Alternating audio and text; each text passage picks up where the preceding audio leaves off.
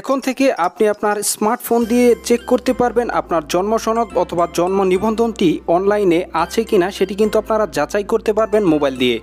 তো সিম্পলি এর জন্য আপনারা কি করবেন, যে কোনো একটি ব্রাউজার সিলেক্ট করে নেবেন। আমি ক্রোম ব্রাউজার নিচ্ছি। তো জাস্ট আপনারা ক্রোম ব্রাউজারে চলে যাবেন, যাওয়ার পরে জাস্ট গুগলের সার্চ বারে সার্চ দিবেন যে e-verify-bd-rich-gov.bd লিখে সার্চ দিবেন। সার্চ দেওয়ার পরে প্রথমে যে ওয়েবসাইটটি চলে আসবে এখানে আপনারা কি করবেন, ক্লিক করবেন।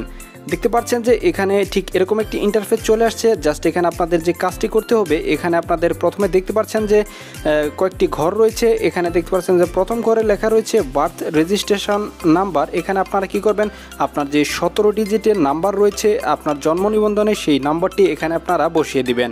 নিচে দেখতে পাচ্ছেন যে ডেট অফ বার্থ অর্থাৎ আপনার জন্মের তারিখ এখানে আপনারা দিয়ে দিবেন। প্রথমে দিবেন বছর, পরে দিবেন মাস, পরে দিবেন তারিখ। তো এটি দেওয়ার পর জাস্ট এখানে দেখতে পাচ্ছেন যে এখানে একটি নাম্বার রয়েছে। এই নাম্বারটি আপনারা এখানে যোগ বিয়োগ করে যত ফলাফল হয় এটি কিন্তু আপনারা দিয়ে দিবেন। যেহেতু বলেছে এখানে 98 - 37, তো যে ফলাফলটি হয় এখানে দিয়ে দিবেন। অর্থাৎ আপনাদের ক্ষেত্রে কিন্তু ভিন্ন আসবে, সেটি কিন্তু আপনারা এখানে দিয়ে দিবেন। তো আমি দেখিয়ে দিচ্ছি আপনাদের। তো সকল ইনফরমেশন দেওয়ার পরে জাস্ট আপনারা কি করবেন, নিচে দেখতে পাচ্ছেন যে সার্চ, এই সার্চ আপনারা ক্লিক করে দিবেন।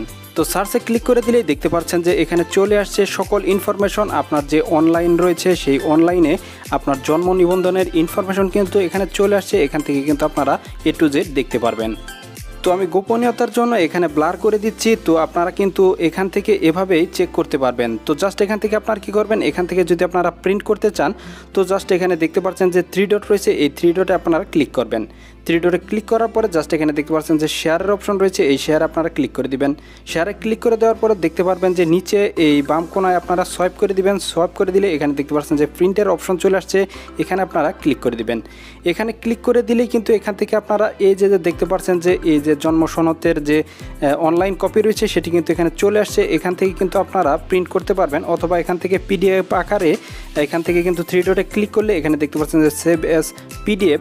তো পিডিএফ আকারে এখান থেকে কিন্তু মোবাইলে সেভ করতে পারবেন। পরবর্তীতে যে কোনো কম্পিউটার দোকান থেকে কিন্তু আপনারা এই জন্ম সনদের অনলাইন কপি কিন্তু এখান থেকে এভাবেই নামিয়ে নিতে পারবেন।